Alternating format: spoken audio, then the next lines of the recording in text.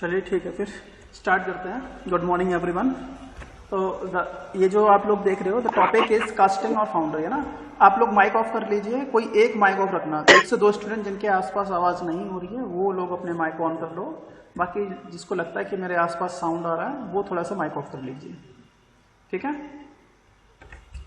चलिए, ये जो नोट्स मैंने प्रिपेयर किए थे वो थोड़ा एसएससी जेई के हिसाब से था, क्योंकि एसएससी जेई में एक ऑब्जेक्टिव पेपर होता है, उसके बाद सब्जेक्टिव पेपर होता है, तो थोड़ा सा कंटेंट उसके हिसाब से बनाया है। लेकिन आपको वो सारी चीज़ें नहीं, आपको मैं बता दूंगा कि कौन कौन सी चीज़ें याद रखनी है, ठीक है। वो जो इंपॉर्टेंट पोर्शंस रहेगा that I will discuss in this.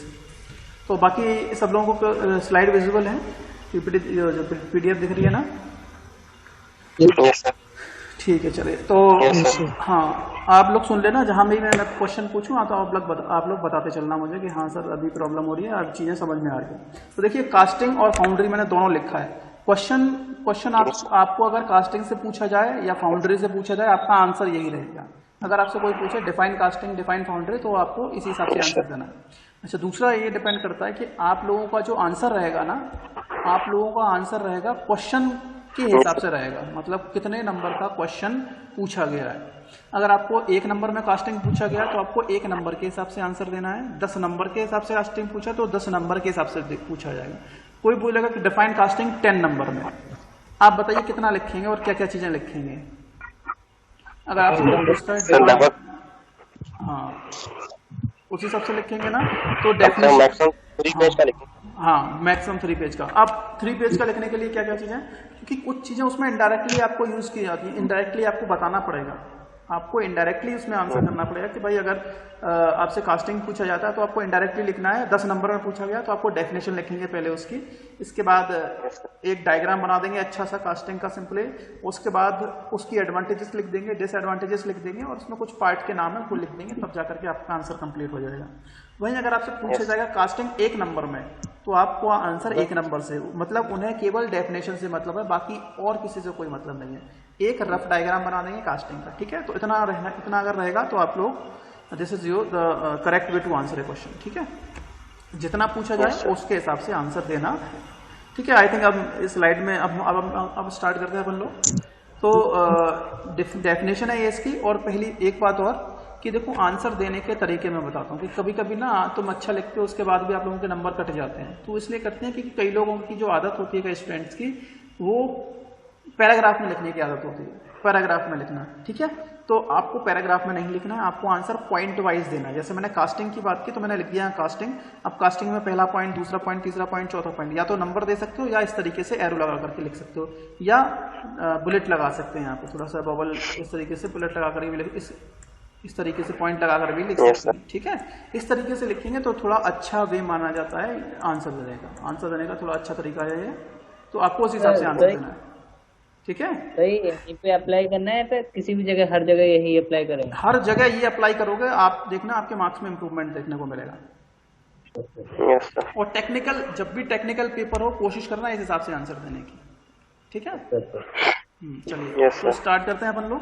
तो इसकी डेफिनेशन और उसकी एडवांटेजेस अभी हम डिस्कस कर लेते हैं 1 बाय 1। तो सबसे पहले देखो, मैंने आपको कास्टिंग के बारे में बताया था और मैंने आपको थोड़ा सा ये बता दिया कि कास्टिंग करते किस तरीके से, क्या क्या चीज़ें उसमें होती हैं। जो चीज़ें हम वहाँ करेंगे ना कास्टिंग में, बस वही लिखना है आपको। इसमें 2 डेफिनेशन मैंने लिखी है। देखो, पहला स्टेटमेंट ये लिखा है, it is one of the oldest manufacturing process, ठीक है। ये मतलब बहुत सारी मैन्युफैक्चरिंग प्रोसेस हैं, उसमें ये बहुत पुरानी दिस इज द ओल्डेस्ट, मतलब बहुत पुरानी मैन्युफैक्चरिंग प्रोसेस है। इसके बाद हम देखते हैं कि it is one of the oldest manufacturing process, पहला तो ये हो गया। दूसरा, इसमें एक लाइन और ऐड कर देना, अगर क्वेश्चन में आपसे पूछा जाए डिफाइन कास्टिंग, ठीक है, डिफाइन कास्टिंग पूछा जाए तो आप एक लाइन इसमें ऐड कर सकते हो, it is also called as foundry. इसको फाउंड्री भी बोला जाता है। और अगर आपसे क्वेश्चन में पूछा जाए डिफाइन फाउंड्री, तो दूसरी लाइन ऐड कर सकते हो, it is also called as casting.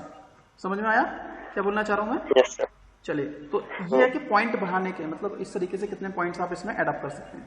अब एक डेफिनेशन तो आपकी ये है, यहां से यहां तक, या तो आप ये वाली लिख सकते हो या इसके नीचे वाली है वो वाली लिख सकते हो, ठीक है।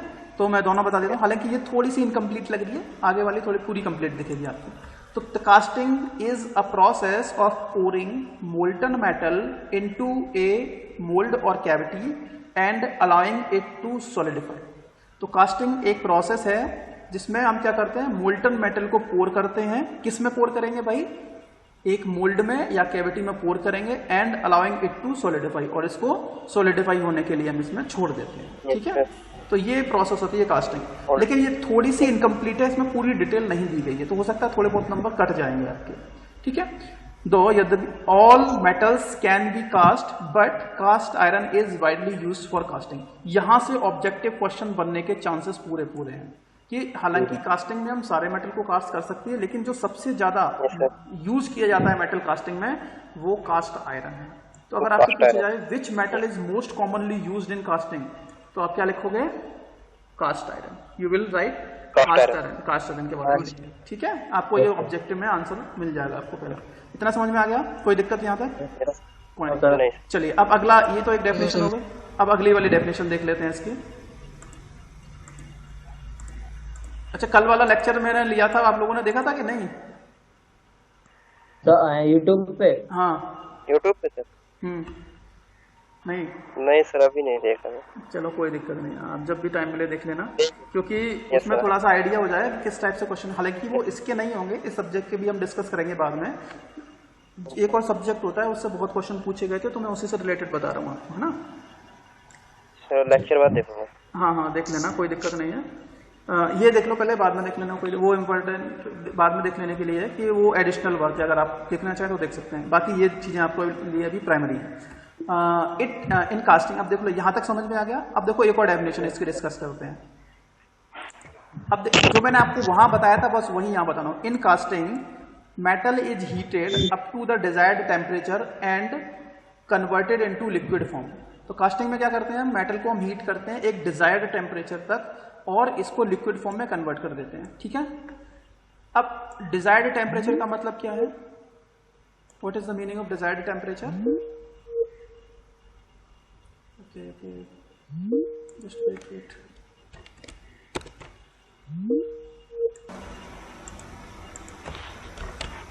तो मैंने आपको दिख नहीं रही है, दिख रही होगी यार, देख रही है।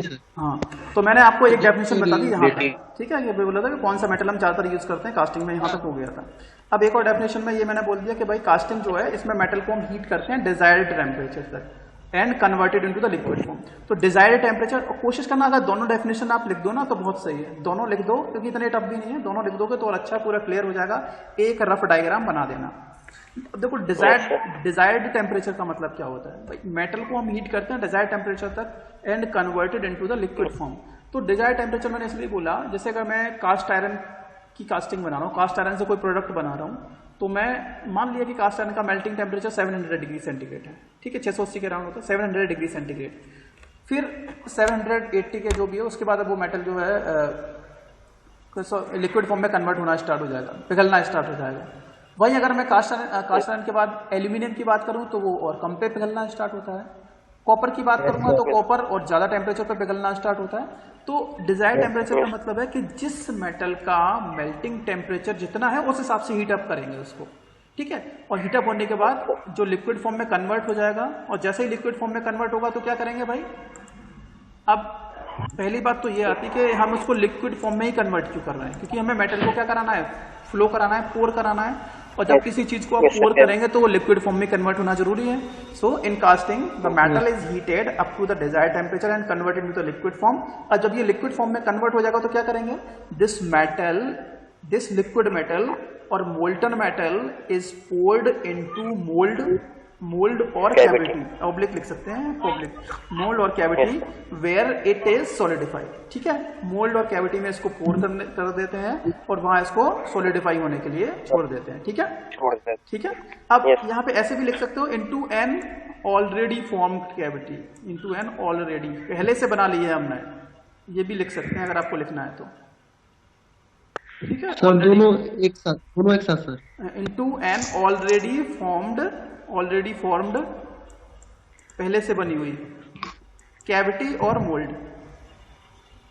ऑलरेडी फॉर्म्ड कैविटी और mould where it is solidify, जहां ये क्या होती है, सॉलिडिफाई होती है। ठीक है, अब जब सॉलिडिफाई हो जाएगी तो फिर क्या करेंगे, आफ्टर सॉलिडिफिकेशन, जब वो सॉलिडिफाई हो जाएगा, ठंडा हो जाएगा, लिक्विड से सॉलिड फॉर्म में कन्वर्ट हो जाएगा, product is taken out, product को टेकन आउट मतलब बाहर निकाल लेते हैं, कहाँ से, मोल्ड और कैविटी में से, ठीक है, यहाँ पे ऑब्लिक लगा लेना, मोल्ड और cavity, product is taken out of mould और कैविटी, फिर क्या करेंगे, क्लीनड इट, इसको क्लीन करते हैं, साफ करेंगे, एंड ट्रिम्ड इट, इसको ट्रिमिंग करते हैं, ट्रिम का मतलब छांट देते हैं थोड़ा सा, कटिंग कर देते हैं इसकी, कटिंग का मतलब मशीनिंग भी एक तरीके से होता है, to get final shape.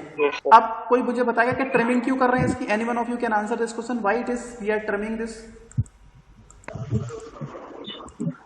Trimming क्यों कर रहे हैं, कोई बता सकता है? क्योंकि मैंने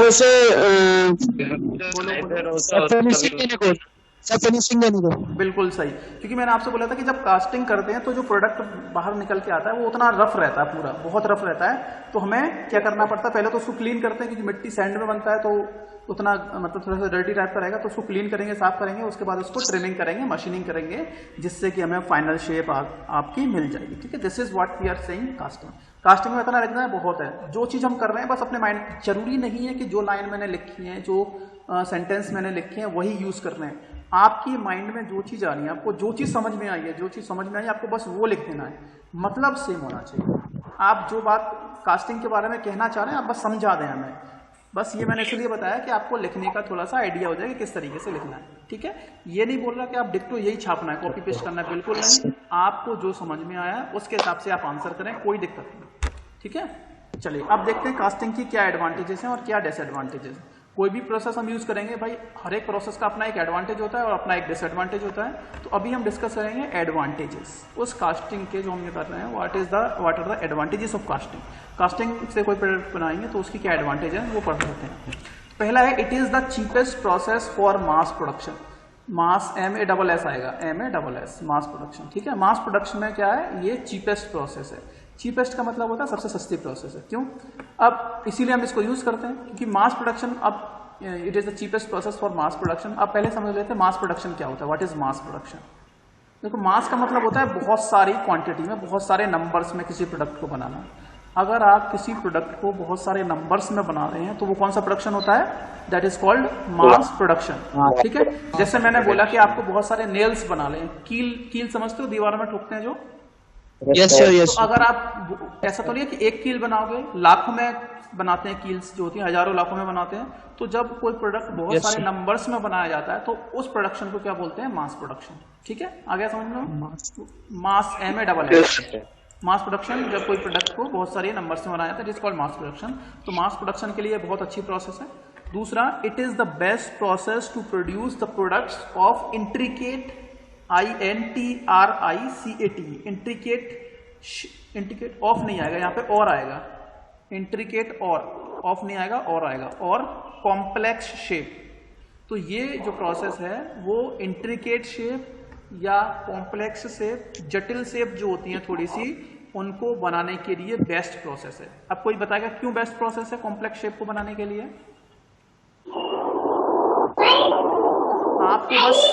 आपको बस क्या बना देना है, जैसे ही आपका पैटर्न बना, अब चाहे उसमें छोटी छोटी गलियां हों, छोटे छोटे होल्स हों, क्योंकि लिक्विड है वो कहीं से भी फ्लो हो जाएगा। लिक्विड अगर कोई फॉर्म है तो वो इजीली फ्लो हो सकता है कि नहीं, तो कॉम्प्लेक्स शेप भी आप उसमें बना सकते हैं। मैंने आपसे बोला कि छोटा सा सुराख है, क्या वहां से पानी फ्लो हो जाएगा, इजीली हो जाएगा, हो जाएगा नहीं हो जाएगा। ऐसे ही अगर कॉम्प्लेक्स शेप में अगर छोटे छोटे होल्स में से भी लिक्विड को पास कराना है तो इजीली पास करा सकते हैं। That's why we can say this is the best process to produce intricate और कॉम्प्लेक्स शेप, ठीक है। अगला है, अगली एडवांटेज है, पॉइंट वाइज आपको आंसर करने हैं, ठीक है, याद रखना है, ये एडवांटेजेस भी पॉइंट वाइज लिखनी है। Any size of casting can be produced, किसी भी साइज की कास्टिंग आप बना सकते हो। जैसे मैंने बोला कि भाई मुझे 1 टन का प्रोडक्ट बनाना है, सिंगल पीस, बस आपको क्या करना है, उसी शेप का एक वो बना दो पैटर्न। जैसे पैटर्न बना, आप क्या करना है, आपको बस सैंड कास्टिंग में आपको बस कैविटी तो बनानी है, उसके बाद मेटल ले आओ, तुरंत पिघला के डाल दो उसके अंदर, इजीली बन जाएगा। जबकि जब बहुत बड़े बड़े साइज होते हैं तो मशीनों पे इतनी जल्दी नहीं बन सकते। क्यों नहीं बन सकते मशीनों पे? क्योंकि उसमें उसको होल्ड करने के लिए उतनी बड़ी मशीन चाहिए, उसको रखने के लिए बहुत सारे प्रोडक्ट चाहिए। That's why any size of casting can be produce, ठीक है। Practically any type of metal can be casted, ये देखो ये वाली line, practically any type of metal can be casted, किसी भी टाइप का मेटल आप कास्ट कर सकते हो। चाहे वो कास्ट आयरन हो, चाहे वो एल्यूमिनियम हो, चाहे वो कॉपर हो। क्यों भाई? किसी भी टाइप का मेटल कास्ट कर, आपको बस पिघलाना है, उसे पिघला के डाल दो, खत्म, पानी इजीली बन जाएगा। ठीक है, जबकि बाकी दूसरी प्रोसेस में इतना पॉसिबल नहीं है। ठीक है, अगला है the properties of casting remains same in all directions. Casting की प्रॉपर्टीज सारी डायरेक्शन में सेम रहेंगी। इसका मतलब क्या रहता है? देखो, कोई भी प्रोडक्ट आपने बनाया, मान लिया कि ब्रिक समझते हो, ईंट समझते हो। अब ईंट का कोई भी एक पॉइंट समझ लो। अब मैं दिख रहा हूं आप लोगों को, फिगर में दिख रहा हूं, मतलब मेरा क्या बोलते हैं, वीडियो दिख रही है मेरी कैमरे में? हाँ, Yes, sir. अच्छा ठीक है, चलिए मैं हाँ सर, अटक के दिख रही अटक नहीं देखी जाएगी अभी। समझा देता हूँ मैं, थोड़ा सा रुकिए। है, अटक के नहीं। ये मोबाइल दिख रहा है मेरा? Yes, sir. अब देखो, मोबाइल में मैंने एक पॉइंट यहाँ पकड़ा लिया बीच में, इसके आप राइट में जाइए, या इस पॉइंट के लेफ्ट में जाइए, या इस पॉइंट के ऊपर जाइए, या इस पॉइंट के नीचे जाइए, सारी डायरेक्शन में जो प्रॉपर्टीज आपको मिलेंगी ना, वो यूनिफॉर्म मिलेंगी। सारी डायरेक्शन में प्रॉपर्टीज कैसे मिलेंगी? यूनिफॉर्म, क्योंकि आपने यूनिफॉर्म कूलिंग की है उसकी। That's why we can say the properties of casting remains same in all direction. सारी डायरेक्शन में प्रॉपर्टीज कैसी रहती हैं भाई? सेम। और जब सारी डायरेक्शन में प्रॉपर्टीज सेम रहेंगी तो आपका प्रोडक्ट कैसा बनेगा? अच्छा बनेगा, अच्छी क्वालिटी का बनेगा। ठीक है, तो this is another advantage of this. The properties of casting remains same in all direction. सारी डायरेक्शन में प्रॉपर्टीज जो है कास्टिंग की वो सेम रहती है। ये वाला समझ में आ गया पॉइंट? अब कोई भी प्रोडक्ट आप बना दो, सिंपली कोई XYZ कोई प्रोजेक्ट है, ब्रेक है, तो चाहे आप x इस पॉइंट से x डायरेक्शन में जाएं, इस पॉइंट से -x में जाएं, कोई पॉइंट से ऊपर +y में जाए, या -y में +z या -z, किसी भी डायरेक्शन में जाएंगे आपको लगभग सेम प्रॉपर्टीज सारी डायरेक्शन में मिल जाएंगी। ठीक है, चलिए अब मूव करते हैं next point. It is the best process to cast और मैन्युफैक्चर कंपोजिट्स। कंपोजिट बनाने के लिए आपके पास सबसे अच्छी प्रोसेस है कास्टिंग। आप बोलोगे सर कंपोजिट क्या होते हैं? आप लोगों को पता है कंपोजिट्स के बारे में? नहीं पता। जब दो मेटल को मिलाकर के एक नया मेटल हम बनाते हैं, दो मटेरियल्स को मिलाकर के एक नया मटेरियल्स बनाया जाता है, तो वो कंपोजिट कहलाता है। जैसे मान लिया मेरे पास एक तरफ एल्यूमिनियम है और एक तरफ एल्यूमिना है, एक तरफ एल्यूमिनियम, एक तरफ alumina, Al2O3 alumina, aluminium Al, इन दोनों को मैंने मिक्स किया। अब मिक्स करेंगे भाई, तो क्या दोनों सॉलिड में मिक्स हो जाएंगे? नहीं हो पाएंगे। No, sir. नहीं हो पाएंगे। जब नहीं होंगे तो कैसे होंगे मिक्स? उनको आपस में लिक्विड फॉर्म में कन्वर्ट करना पड़ेगा। और लिक्विड फॉर्म में किस में कन्वर्ट होते हैं? कास्टिंग में। तो दोनों को पिघला करके लिक्विड फॉर्म में कन्वर्ट करेंगे। कन्वर्ट करने के बाद उनको आपस में मिलाएंगे, स्टायर करेंगे, चलाएंगे उनको, और जैसे मिक्स हो जाएगा ठंडा होने के लिए छोड़ देंगे, आपके पास प्रोडक्ट बन जाएगा। क्यों? है ना? तो ऐसा किसी और प्रोसेस में पॉसिबल है? नहीं। तो it is the best process to cast और मैन्युफैक्चर कंपोजिट्स। अब मैंने आपसे पूछा ऐसी कौन सी प्रोसेस है जिससे कंपोजिट बनाने के लिए, which is the suitable process to manufacture composite?